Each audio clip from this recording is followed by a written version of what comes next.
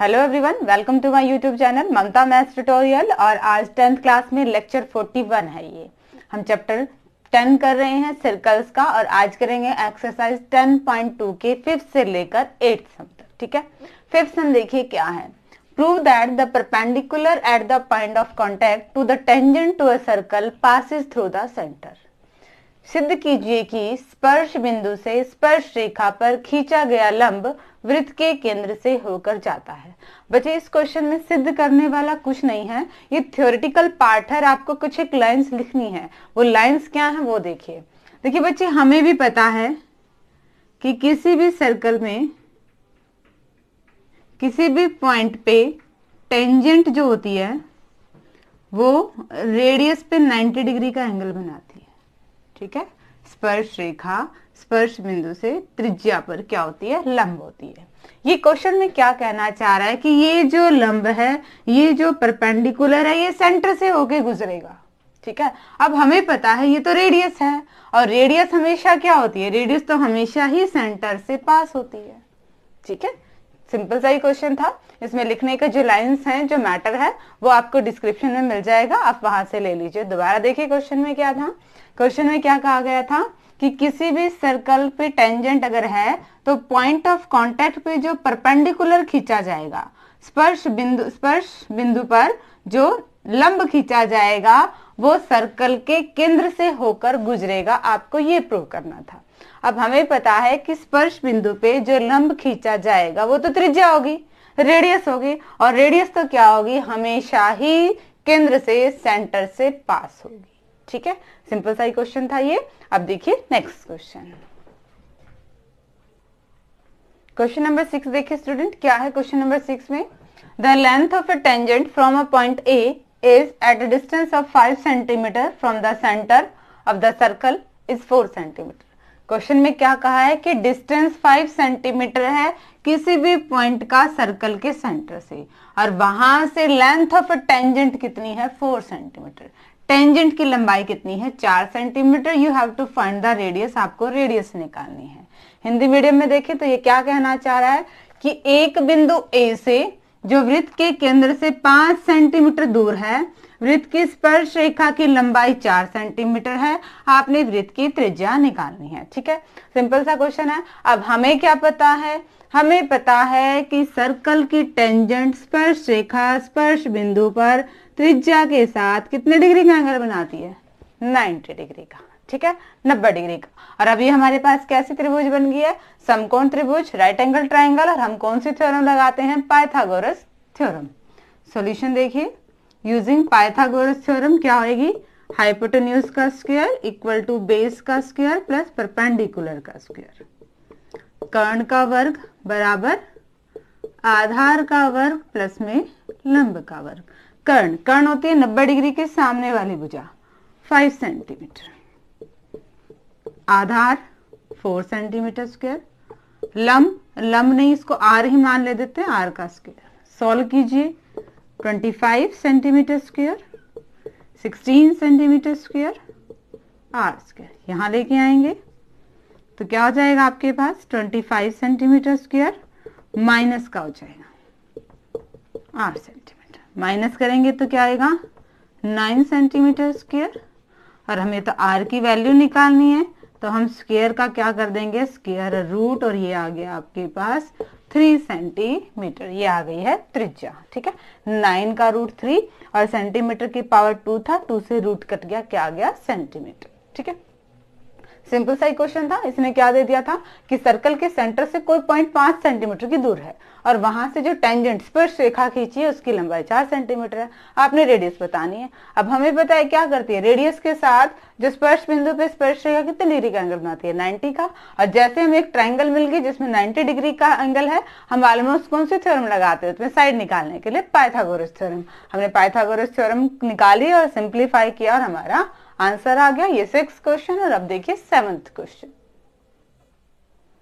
देखिए question number 7 में क्या पूछ रखा है। 2 concentric circles are of radius 5 centimetre 3 centimetre. 2 संकेंद्रीय वृत्त हैं, उनकी त्रिज्याएं 5 सेंटीमीटर 3 सेंटीमीटर है। संकेंद्रीय कंसेंट्रिक सर्कल मतलब दोनों ही सर्कल का सेंटर सेम है। ठीक है, सेंटर O, दोनों का ही सेम है। क्या निकालना है आपने? Find the length of the code, उस जीवा की लंबाई निकालनी है, ऑफ द लार्जर सर्कल, वो बड़े सर्कल की हो, विच टचेज द स्मॉलर सर्कल, जो छोटे सर्कल को छुए। बड़े सर्कल की उस जीवा की लंबाई निकालनी है जो छोटे सर्कल को छुए। देखिए हम क्या करते हैं बच्चे, ओ पी को मिलाया, ओ क्यू को मिलाया और ओ एम को मिलाया। हमें पता है ओ एम कितने डिग्री का एंगल होगा पी के ऊपर? 90 डिग्री का, क्योंकि ये एक तरह से क्या है, टेंजेंट है, स्पर्श कर रही है, टेंजेंट है, और टेंजेंट रेडियस पे कितने डिग्री का एंगल बनाती है? हमेशा 90 डिग्री का एंगल बनाती है। अब हमारे पास दो ट्राइंगल दिख रही, जरा इनको कॉन्ग्रुएंट प्रूव कीजिए, सर्वांगसम प्रूव करते हैं। In triangle PMO and QMO, दोनों में तीन चीजें बराबर बराबर ढूंढिए। OM बराबर OM कॉमन है दोनों में, उभयनिष्ठ, और क्या आएगा? OP बराबर OQ। ध्यान से देखिए तो रेडियस ही है, बड़े सर्कल की त्रिज्याएं हैं। और तीसरी चीज angle 1 equal to angle 2 that is of 90 degree. ठीक है, हमें तीन चीजें मिल गई हैं। और ये कौन सी कंडीशन लगी है? ये हमारे पास 90 डिग्री का एंगल लगी है, तो RHS कॉन्ग्रुएंसी क्राइटेरिया से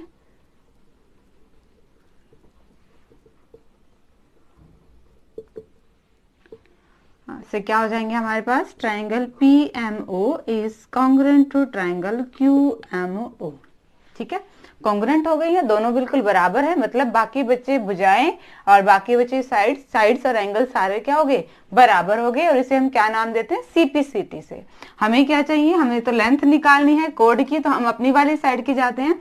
PM किसके बराबर होगी? MQ के।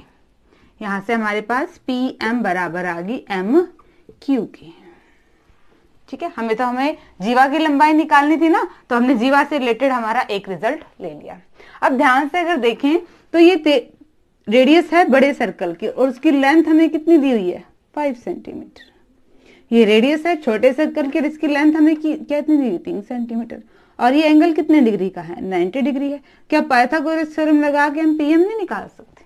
निकाल सकते हैं। तो हम पाइथागोरस थ्योरम लगाते हैं, हाइपोटेन्यूज का स्क्वायर इक्वल टू बेस का स्क्वायर प्लस परपेंडिकुलर का स्क्वायर। कर्ण हमेशा टेढ़ी वाली भुजा, टेढ़ी का मतलब 90 डिग्री के सामने वाली भुजा, 5 का वर्ग, बेस हमें नहीं पता, परपेंडिकुलर कितना है? 3।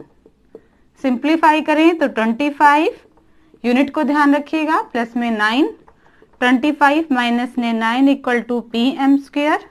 यहाँ से PM स्क्वायर की वैल्यू आ गई है 16, और अगर हम PM की बात करें तो वो आएगी हमारे पास 4 सेंटीमीटर। ये भुजा हमारे पास कितनी आ चुकी? 4 सेंटीमीटर।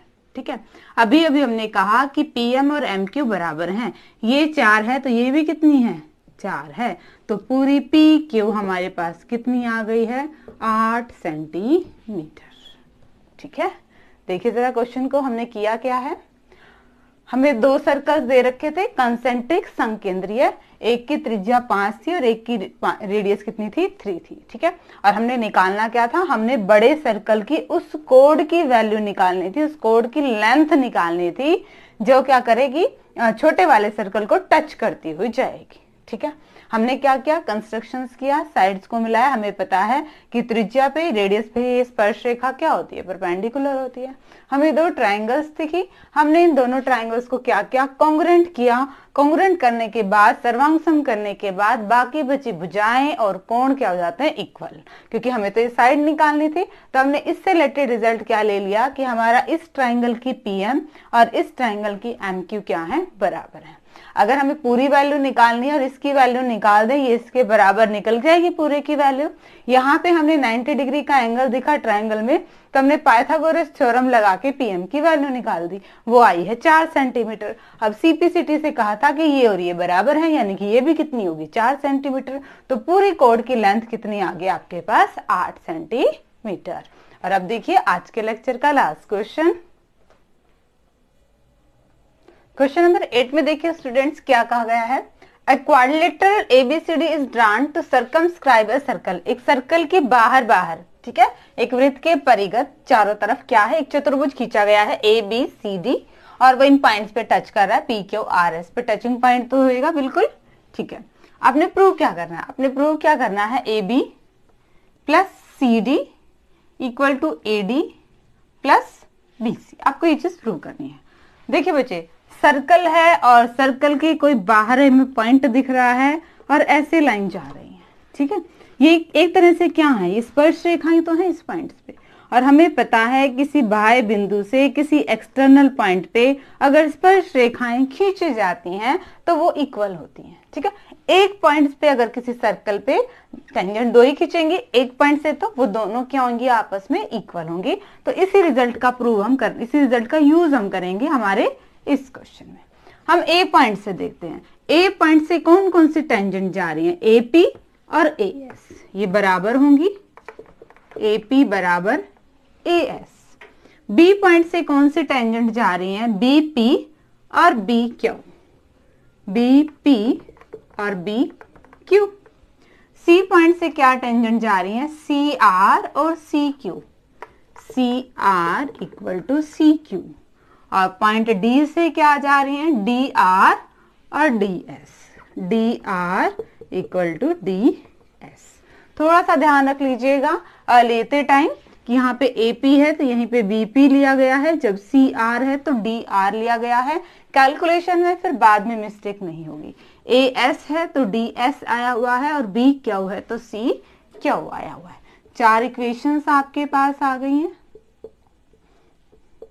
चारों को ऐड कर दीजिए। जब भी हम ऐड करते हैं तो लेफ्ट हैंड साइड एक तरफ और राइट हैंड साइड एक तरफ जोड़िए, AP plus BP plus CR plus DR, AS plus BQ plus CQ plus DS।